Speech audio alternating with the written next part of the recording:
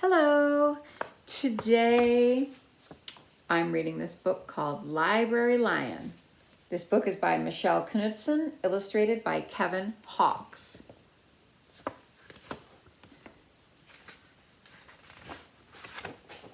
It's got some lovely illustrations in it.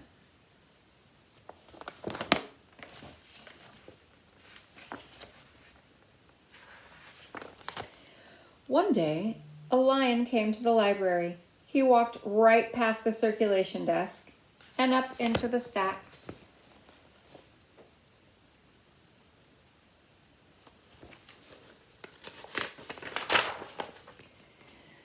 Mr. McBee ran down the hall to the head librarian's office. "Miss Merriweather," he called. "No running," said Miss Merriweather without looking up. "But there's a lion," said Mr. McBee, "in the library." "Is he breaking any rules?" asked Miss Merriweather. She was very particular about rule breaking. "Well, no," said Mr. McBee, "not really." "Then leave him be."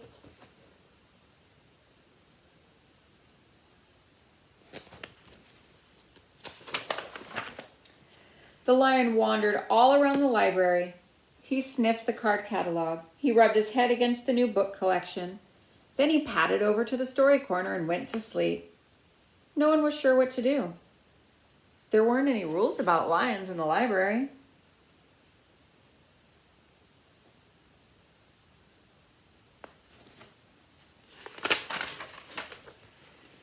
Soon it was time for story hour.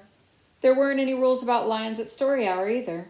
The story lady seemed a little nervous, but she read out the first book's title in a good, clear voice. The lion looked up, and the story lady kept reading. The lion stayed for the next story, and the story after that. He waited for another story, but the children began to walk away. "Story hour is over," a little girl told him. "It's time to go." The lion looked at the children. He looked at the story lady. He looked at the closed books. And then he roared very loud. Roar!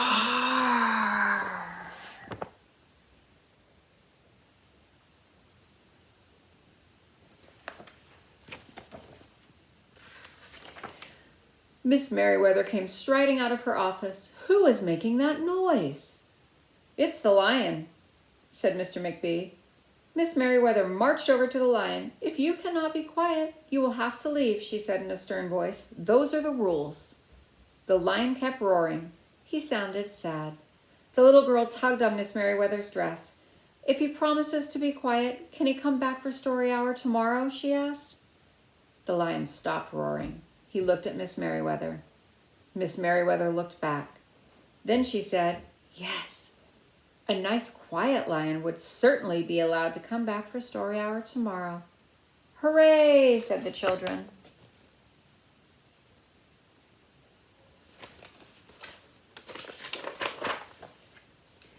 The next day the lion came back. "You are early," said Miss Merriweather. "Story hour is not until 3 o'clock." The lion did not budge. "Very well," said Miss Merriweather. "You might as well make yourself useful." She sent him off to dust the encyclopedias until it was time for story hour. The next day the lion came early again. This time Miss Merriweather asked him to lick all the envelopes for the overdue notices.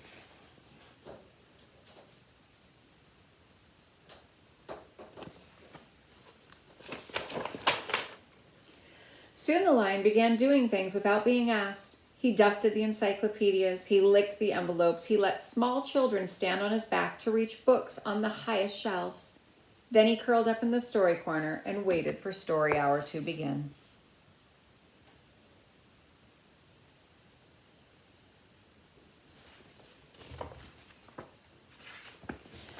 At first, the people in the library were nervous about the lion, but soon they got used to having him around. In fact, he seemed very well suited for the library. His big feet were quiet on the library floor. He made a comfy backrest for the children at story hour, and he never roared in the library anymore. "What a helpful lion," the people said. They patted his soft head as he walked by.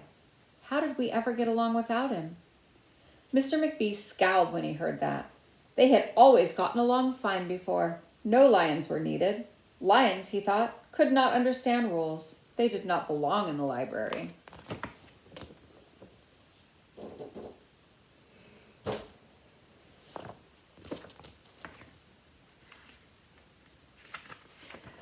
One day, after he had dusted all the encyclopedias and licked all the envelopes that helped all the small children, the lion padded down the hall to Miss Merriweather's office to see what else there was to do. There was still some time left before story hour. "Hello, Lion," said Miss Merriweather. "I know something you can do. You can bring a book back into the stacks for me. Let me just get it down from the shelf." Miss Merriweather stepped up to the step stool. The book was just out of reach. Miss Merriweather stood on her toes. She stretched out her fingers. "Almost there," she said. And then Miss Merriweather stretched a little too far.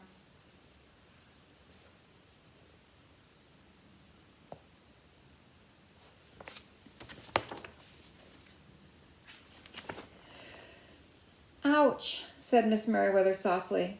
She did not get up. "Mr. McBee," she called after a minute. "Mr. McBee." But Mr. McBee was at the circulation desk. He could not hear her calling. "Lion," said Miss Merriweather, "please go and get Mr. McBee." The lion ran down the hall. "No running," Miss Merriweather called after him.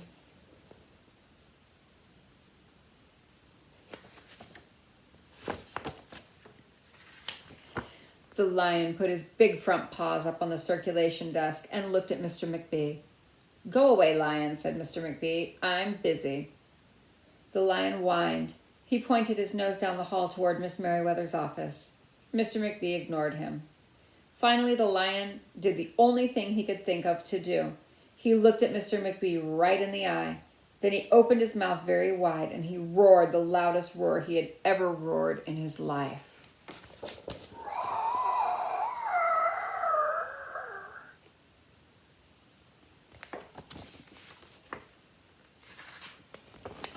Mr. McBee gasped. "You're not being quiet," he said to the lion. "You're breaking the rules." Mr. McBee walked down the hall as fast as he could. The lion did not follow him. He had broken the rules. He knew what that meant. He hung his head and he walked towards the doors. Mr. McBee did not notice. "Miss Merriweather," he called as he walked. "Miss Merriweather, the lion broke the rules. The lion broke the rules."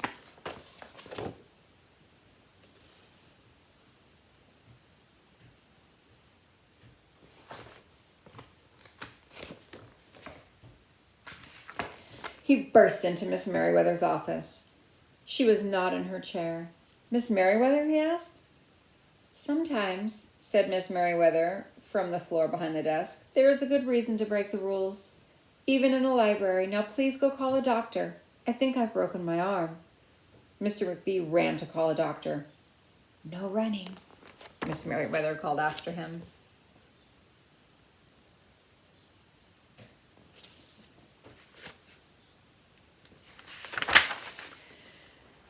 The next day, things were back to normal. Almost. Miss Merriweather's left arm was in a cast. The doctor had told her not to work too hard. "I will have my lion to help me," Miss Merriweather thought. But the lion did not come to the library that morning. At 3 o'clock, Miss Merriweather walked over to Story Corner. The story lady was just beginning a story for the children. The lion was not there.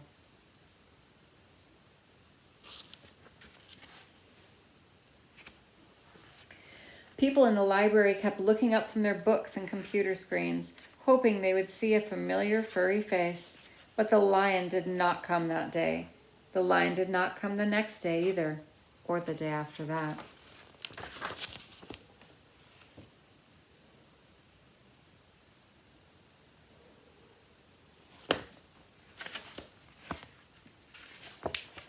One evening, Mr. McBee stopped by Miss Merriweather's office on his way out. "Can I do anything for you before I go, Miss Merriweather?" he asked her. "No, thank you," said Miss Merriweather. She was looking out the window. Her voice was very quiet, even for the library. Mr. McBee frowned as he walked away. He thought there was probably something he could do for Miss Merriweather after all.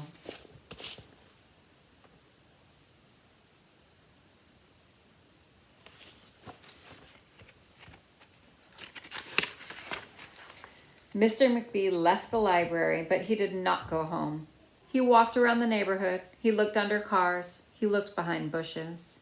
He looked in backyards and trash cans and tree houses.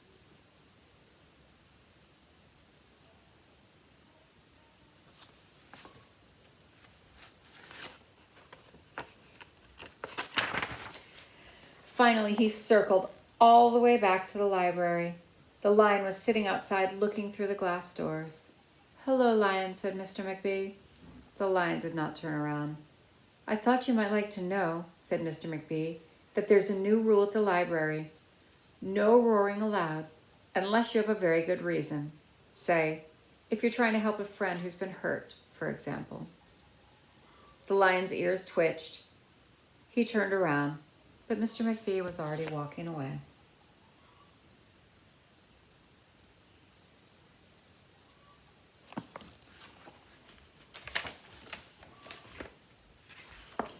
The next day, Mr. McBee walked down the hall to Miss Merriweather's office. "What is it, Mr. McBee?" asked Miss Merriweather in her new, sad, quiet voice. "I thought you might like to know," said Mr. McBee, "that there's a lion in the library." Miss Merriweather jumped up from her chair and ran down the hall. Mr. McBee smiled. "No running," he called after her. Miss Merriweather didn't listen.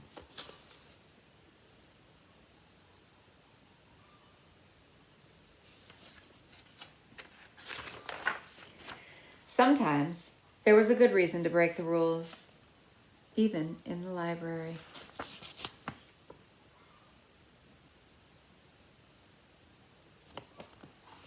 The end. I hope you liked that story. I doubt we'll see a lion in our library anytime soon, but maybe. Bye.